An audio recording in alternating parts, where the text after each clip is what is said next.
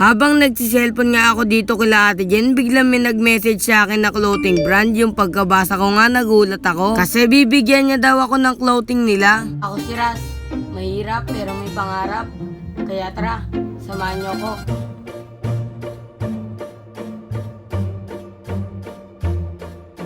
Ngayong araw nga pala ay Sabado at walang pasok kaya mamimit up ko yung magbibigay sa akin ng damit. Umalis na nga din kami kaagad para makapunta na din kami sa pagmimit upan namin. Tumawid na nga kami ng highway, 4:30 nga pala yung oras ng meet up namin. Pero yung umalis kami 4:20 pa lang kasi maglalakad pa kami. Ang kasama ko nga pala makipag-meet up ay si Marcos. May nadaanan pa nga kaming binibenta na motor na Yamaha, brand new. Medyo malapit na nga pala kami sa pagmimit upan namin kasi sumilip na si Jollibee. Nandito na nga pala ako sa Jollibee Potrero at hinahanap ko na lang kung nasaan yung ka-meet up ko. Yung kasama ko nga umupo muna sa gilid habang hinihintay ko yung ka-meet up ko. Shoutout nga din pala sa dalawang Jollibee crew kasi ginagawa talaga nila yung trabaho nila. Yung nakita ko na nga yung ka-meet up ko na si Kuya, agad-agad ko na nilapitan. Yung una nga palang binigay ni Kuya ay yung wallet. Yung pangalawa nga pala na binigay ni Kuya ay yung damit na red. Binigyan niya na nga din pala ako ng sticker, pinaliwanag niya din kasi yung isang binigay niya pwede daw sa motor. Sobrang dami nga pala sa akin binigay ni Kuya na sticker, iba pa yung sa damit at sa may wallet at yung kinuha niya pa sa motor na marami. Pinisbam ko nga pala muna si Kuya bago ako umuwi at nagpasalamat na din ako sa binigay niya kasi sobrang malaking bagay na yun para sa akin. Yung alam ko nga lang pala na ibibigay sa akin ni Kuya ay yung damit lang. Yung pagka-meet up nga namin kanina, nagulat ako may binigay na wallet para daw may coin purse ako. Kaya nagpapasalamat ako kay Kuya sa mga binigay niya sa akin na damit at wallet. Tsaka nga may kasama pang maraming sticker. Hindi ko na nga patatagalin pa kasi bubuksan ko na yung binigay na wallet at yung damit. Yung pagkahawak ko nga sa wallet sobrang kapal talaga at may tiketa pa. Yung ikinaganda nga neto ay pwede mo pa siya malagay sa may susi mo pero hindi ko alam kung ano yung tawag doon. At next ko nga pala na binuksan itong damit, sobrang ganda nga pala ng tatak niya sa harap at sa likod. By the way guys, yung tatak nga pala neto sa likod ay big logo. Kaya ano pa ang hinihintay mo, bumili ka na, sobrang sulit yung pera mo kasi sa murang halaga may big logo ko ng damit at sobrang kapal pa na tela. Wala nga pala silang physical store pero pwede kayo umorder sa may Shopee account nila tsaka FB page. Ang brand nga pala ng clothing na to ay Socialized Clothing. Kaya kung gusto nyo umorder, ito nga pala yung Shopee account nila at FB page. Ano pa hinihintay nyo? Bumili na kayo, sobrang bilis lang ma-sold out yung mga damit nila. Dito na nagtatapos ang aking video. Ang una ko nga palang pinasasalamatan ay si God. Kasi kung hindi dahil sa kanya, wala ako sa ginagawa ko ngayon na pagbablog. At sa mga blessings na natatanggap ko araw-araw. At maraming salamat nga din pala sa nagbigay ng damit at sa mga lagi nagsishare ng video ko dyan. At sa mga nanonood, shoutout sa inyong lahat. Don't forget to follow my page.